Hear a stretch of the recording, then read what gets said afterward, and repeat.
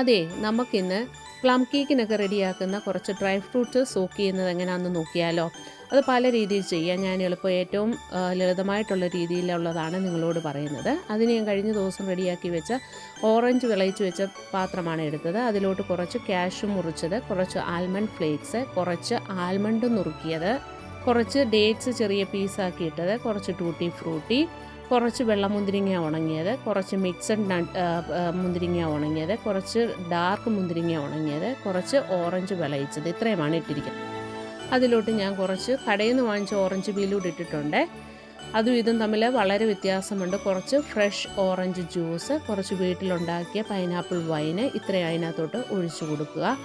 ഒഴിച്ചു കൊടുത്തതിന് ശേഷം നമ്മൾ കുറച്ച് മിക്സഡ് ജാം, ഫ്രൂട്ട് ജാം ഇട്ട് കൊടുക്കുകയാണ്. അതൊരു 2 ടേബിൾ സ്പൂൺ ഇട്ട് കൊടുത്തിട്ടുണ്ട്. കുറച്ച് നട്ട്മക്കിൻ്റെ പൗഡർ, അതായത് ജാതിക്കുരുപ്പൊടി ഇട്ട് കൊടുത്തിട്ടുണ്ട്. എന്നിട്ട് ഇതെല്ലാം കൂടെ നന്നായിട്ട് സോക്ക് ചെയ്യുക, നന്നായിട്ട് ഇളക്കിയിട്ട് സോക്ക് ചെയ്യുക. അത് നമുക്കിതിന് പകരം റമ്മോ ബ്രാൻഡിയോ ഉപയോഗിക്കുക, ഈ വൈന് പകരവും ഓറഞ്ച് ജ്യൂസിന് പകരം. പക്ഷേ ഞാൻ ഇത് ഏറ്റവും ഹെൽത്തി ആയിട്ടുള്ള രീതിയിൽ, അതായത് ഈ പ്ലം കേക്ക് നമുക്ക് കൊച്ചു കുട്ടികൾക്ക് പോലും കൊടുക്കാം, അത്ര ഹെൽത്തിയാണ്. ഇതിനകത്ത് ലഹരി പദാർത്ഥങ്ങളൊന്നും ചേർക്കാത്തതാണ്. അത് ഞാനൊരു ഗ്ലാസ് ജാറിലോട്ട് എടുത്തു വെച്ചിട്ടുണ്ട്. ആ ഗ്ലാസ് ജാറിൽ വെളിയിൽ 2-3 ദിവസം വെളിയിൽ വെച്ചിട്ട് ഞാൻ പിന്നെ ഫ്രിഡ്ജ് വെക്കും. ക്രിസ്മസ് ഒക്കെ ആകാറാകുമ്പോഴത്തേന് ഞാൻ കേക്ക് ഉണ്ടാക്കാൻ വേണ്ടിയാണ്.